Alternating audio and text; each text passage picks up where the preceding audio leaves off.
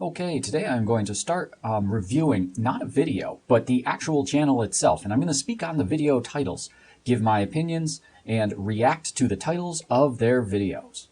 So we've got the YouTube channel 2 Cents. Let's watch their intro video. Money. It's a pillar of human civilization, a hidden network that touches every part of our lives. What we eat, where we work, how we express ourselves. Your relationship with money may determine whether you find happiness or lead a stressed out life. But a little knowledge can make a huge difference. Oh, hey. There's the three-legged retirement stool, but one is missing because that's pensions. No more pensions. I'm Philip Olson. And I'm Julia Lorenz Olson. Join us as we unravel the mysteries of the world of finance, where psychology and economics meet. Not only can it improve your...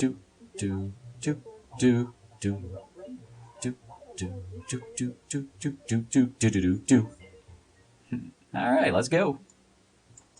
All right, I don't know how many of these there are, but let's get to a few of them. How cars keep you poor. Okay. Yes, they absolutely can. If you buy too much of a car, more than you need, if you lease a car, usually you either buy the cheapest new car, guarantee they won't say that, cheapest new car at right about $14,000, or you buy a used car. Otherwise, you're throwing money away, maybe. 5 tips for a better side hustle. All right, a lot of people are going to have a little side job. 5 tips. I'm going to review that one. I bet I can get all of them correctly. Can't interfere with your main job. Has to be something that you're good at. Don't let it interfere with your main job. Make sure you charge enough for your time to make it worthwhile. There's 3. I guarantee those are right. Okay. What college majors are worth the money? Starting salary. Go by the starting salary, right? You shouldn't have to borrow more than your starting salary. You shouldn't go student debt more than your first year starting salary. The majors that are worth the money, they're the ones that are marketable in the capitalist system, okay? So they're the ones that you're going to get paid by the private sector. We're talking math, science, business, engineering, anything that is slightly difficult, that needs some skill, and can have a job in the private sector, and they're going to pay you money for it. What's the fastest way to pay off debt? That's a great one. Fastest way? Oh yeah, they're going to say a debt snowball. They'll call it something else. They'll do Dave Ramsey's debt snowball. Pay off the smallest ones first and just keep doing it.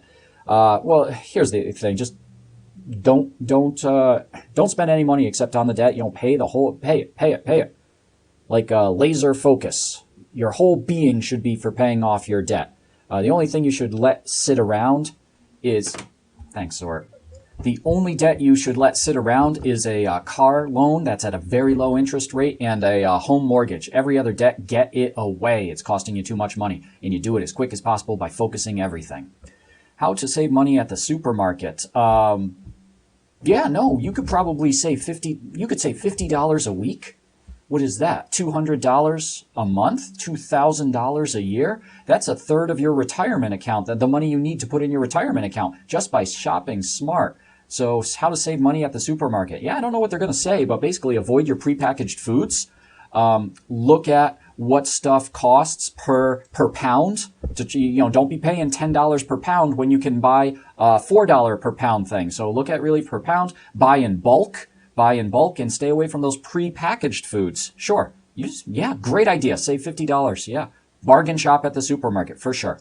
5 ways people are dumb with money. Excellent. I don't know which 5 they're going to pick, but that's something worthwhile. Yep. Your top 5 mistakes with money can save you thousands per year. So yeah, good to know.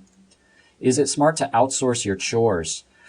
Probably not. Not unless you have a good job, a side hustle. Like, look, time is money. That's what they're saying. So if you can earn $30 an hour by tutoring, if you can earn $30 an hour by mowing lawns or something, it's tough because you're probably going to spend the same amount as you make. If you hire someone for an hour to do your chores, you're probably going to pay them the same as you could make with that hour. I don't know what they have to think. I think you should suck it up and do your chores and keep your side job. Don't hire people. I can't wait to watch that. I don't think it's worth it.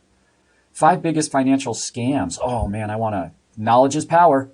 Knowledge is power. I want to do a video about the scams not to do, the scams they say over that email, what to avoid. I want to watch that. Good, that's important. People are out there to get your money. That is for sure. And it doesn't have to be illegal. It could be a legal thing that you don't even really need, but they want to sell it to you. I'm not going to say that's a scam. They probably don't talk about that, but you also gotta know when you're paying too much for something you don't really need to pay money for. That could be on the border of scam. That's just taking advantage of your ignorance. It's not even taking advantage. It's just, there you go. But there's definitely illegal scams out there too. How risky is the stock market? I know what they're going to say. They're going to say if you do it right, it's not risky at all, because the stock market is long term.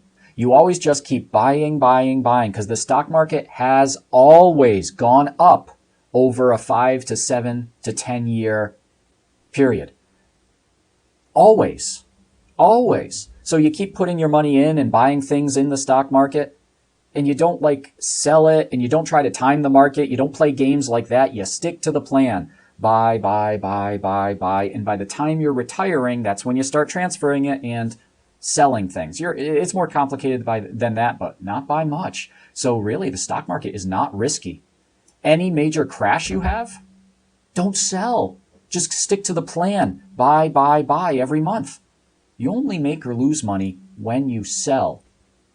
And the stock market has never been down from its 10 years ago. So you wait. Should you buy a house? Well, only when you need the space. Those are the rules for the best finances. Rent, and have a roommate, and save all your money into your retirement account. And only buy a house when you're either going to use it as a landlord property, renting out one of your rooms, or you need the space because you got family members and children and stuff like that. Otherwise, it's almost always, in a lot of areas, better to rent with a roommate and put all the money into your retirement account. Money is imaginary, should you trust it. Oh, what a great thing. It's true. Money is backed by nothing. It used to be money was backed by gold, but now money has the value that people put in it. Oh man, if you want to sleep uneasy at night, the value of the US dollar is always fluctuating with the value of the Canadian money and such. It's backed on nothing. The government could wipe out the value of money in a second if they just printed more or increased it. And a lot of money is imaginary because it's not even paper. It's not even paper or coins. It's just entries in the banks. Because the banks lend out money on the computer. They don't actually give you the money. It's just numbers in your account. Oh, it's so scary. But is it really scary? It seems to work, and it has worked for years and years and years. Money is imaginary. Good job, folks. The real cost of owning a pet. Yeah, they cost a lot of money. Interesting. I don't know if they're going to mention it. It's going to limit your choices of where to live. A lot of landlords say no pets, and that's because you don't know how good a pet owner it is. A single little cat can cause $1,000 in damages if the owner doesn't take care of the cat. A dog, even more. So, I mean, honestly, what's the real cost? It limits where you can rent. Okay, if you want to take care of the animals correctly, veterinary bills, food bills, but also think of your time. If you have got to spend at least some time during the day with your animals, and if it's a dog, even more so. And time is, of course, money. So they probably go into something like that. Ooh, what goes into your credit score? Super important. If you ever want to borrow money, you're going to need a good credit score, and you only get a good credit score by actually borrowing money and paying it back on time. It's a catch-22. You don't want to borrow money, but you almost have to in order to get a good credit score. And if you don't get a good credit score, look, you could go through your whole life without a good credit score until you want to buy a house. And then it's worth thousands of dollars. You will get a better interest rate on your house, and that over 30 years is worth thousands of dollars. So it's what goes into your credit score? Great thing to learn from them. Or anyone, really. Can you really protect your identity online? I don't know. They say you can have VPNs that anonymize yourself. You keep your information off of it. I really don't know if you can truly protect it. I think you probably should try. And I'm going to look into some things that say they can delete you.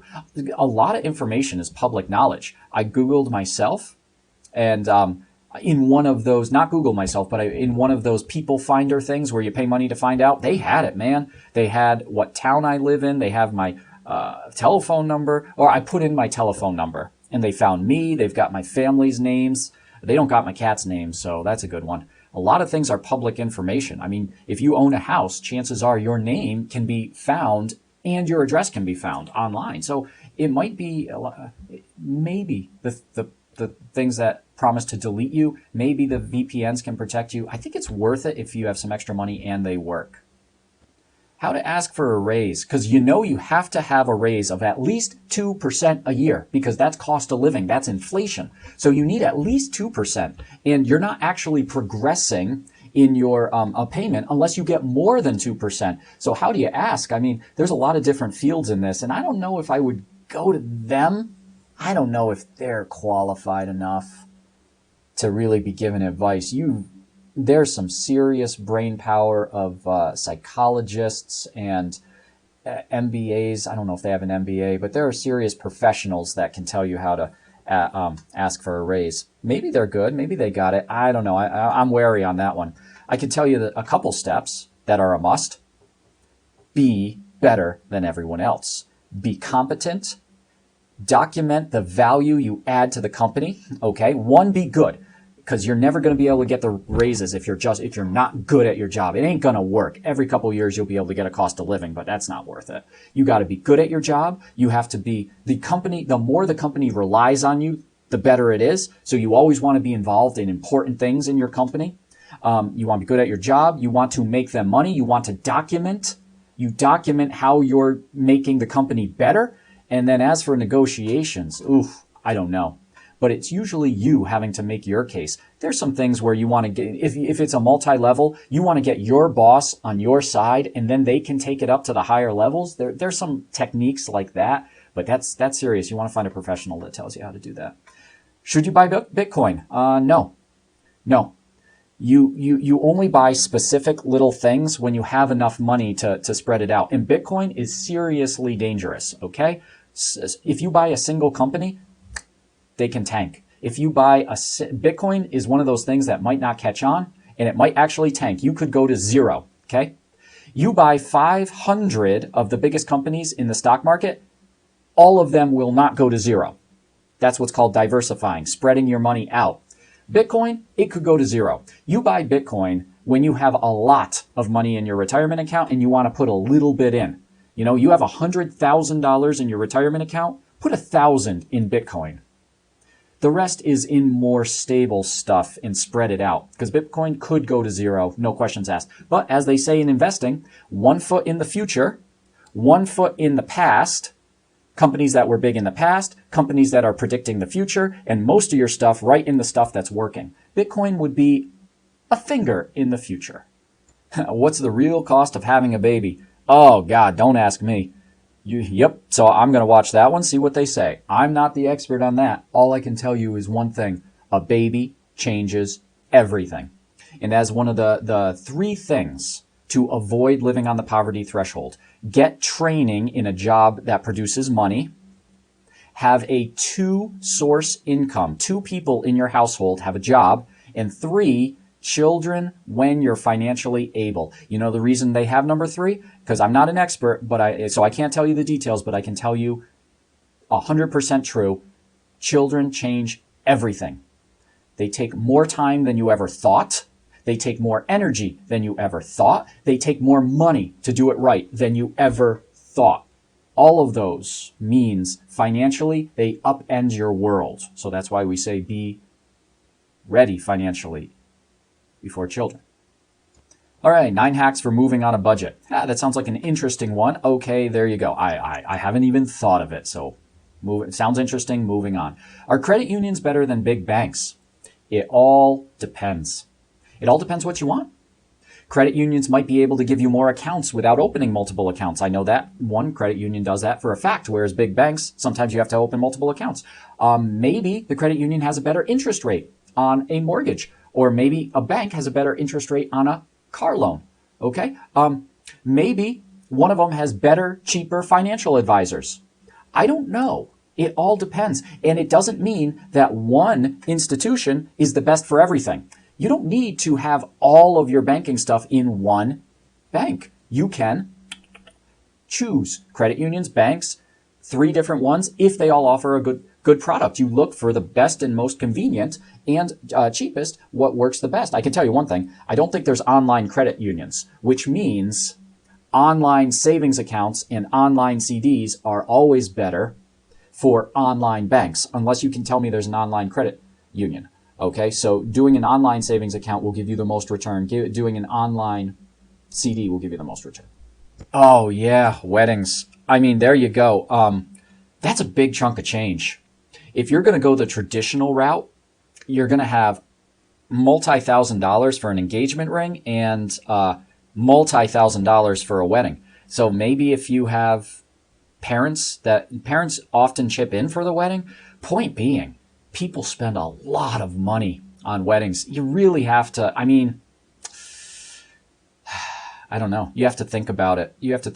There's a big growing movement of younger people that are spending much less money on engagement rings and much less money on weddings because everyone wants the perfect day. You know what? Let me tell you something. You're marrying the love of your life. The day's going to be freaking perfect anyway. Hopefully you are marrying your best friend, your love of your life, the partner that you're going to take forever going forward.